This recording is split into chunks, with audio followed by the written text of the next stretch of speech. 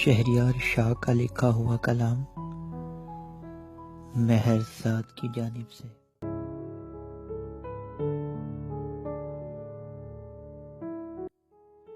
वो जज्बों की तिजारत थी, ये दिल कुछ और समझा था। उसे हंसने की आदत थी, ये दिल कुछ और समझा था। मुझे उसने कहा आओ नई दुनिया बसाते हैं। उसे सूझी शरारत थी,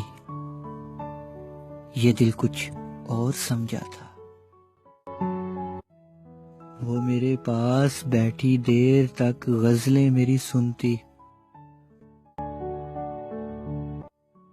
उसे खुद से मोहब्बत थी, ये दिल कुछ और समझा था।